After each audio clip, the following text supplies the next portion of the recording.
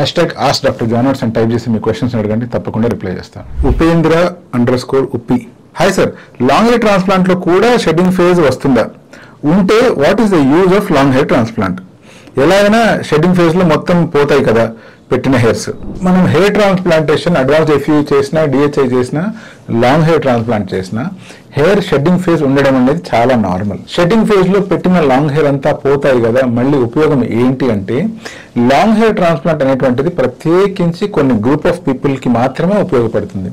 For example, మీరే గనక మీ కంపెనీలో ఒక కీ పొజిషన్ లో ఉన్నారు, మీరు ప్రత్యేకించి హెయిర్ ట్రాన్స్ప్లాంటేషన్ కోసం గుండు కొట్టించుకోవాలి అని అనుకోవట్లేదు, లేదా మీరే మీ ఫ్రెండ్స్ మధ్యలో ఉన్నప్పుడు ప్రత్యేకించి హెయిర్ ట్రాన్స్ప్లాంటేషన్ చేయించుకున్నాను అని చెప్పడం మీకు ఇష్టం లేదు అనుకోండి, లేదా ఆడవాళ్ళు ఉంటారు, వీళ్ళు ప్రత్యేకించి హెయిర్ ట్రాన్స్ప్లాంటేషన్ చేయించుకున్నాము లేదా దాని గురించి మళ్ళీ ఇంట్లో పర్మిషన్ తీసుకోవడం కానీ, లేకపోతే ఫ్రెండ్స్కి మొత్తం రివీల్ చేయడం కానీ అనేటువంటి విషయాలు ఇష్టం లేదనుకోండి, ఇటువంటి సిచ్యువేషన్ లో డెఫినెట్ గా లాంగ్ హెయిర్ ట్రాన్స్ప్లాంటేషన్ చాలా హెల్ప్ఫుల్ గా ఉంటుంది. కొంతమందికి మొత్తం తలంతా బట్టలు ఉండదు, ఓన్లీ కొన్నిసార్లు సైడ్స్ మాత్రమే ఉంటుంది, కొంతమందికి ఓన్లీ క్రౌన్ భాగంలో కొంచెం మాత్రమే బట్టలు వచ్చి ఉంటుంది.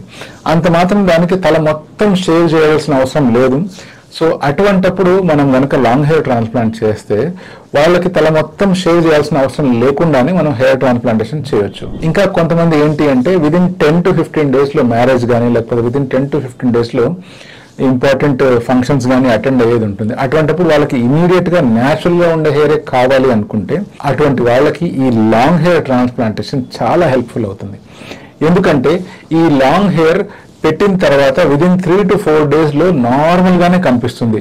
15-16 days లేదా 20 days తర్వాత అది మళ్ళీ ఫాల్ అవుతుంది అనుకోండి, బట్ ఫాల్ అయిన తర్వాత కూడా మళ్ళీ ఇప్పుడు ఎలా నార్మల్ గా కనిపించిందో అలాగే మళ్ళీ గ్రో అయినప్పుడు కూడా నార్మల్ గానే కనిపిస్తుంది. సో ప్రత్యేకించి మీరు హెయిర్ ట్రాన్స్ప్లాంటేషన్ చేయడం వల్ల జుట్టు పెరిగింది అని చెప్పాల్సిన అవసరం ఉండదు. బట్ నార్మల్ ట్రాన్స్ప్లాంట్ కంటే లాంగ్ హెయిర్ ట్రాన్స్ప్లాంటేషన్ చాలా బెటరా అంటే అటువంటిది ఏమీ లేదు. మీరే కనుక గుండు చేయించుకుంటే ఎటువంటి ఇబ్బంది లేదు అనుకుంటే మీరు ప్రశాంతంగా నార్మల్ హెయిర్ ట్రాన్స్ప్లాంట్ చేయించుకోవచ్చు, ఈక్వల్లీ గుడ్ రిజల్ట్స్ వస్తాయి.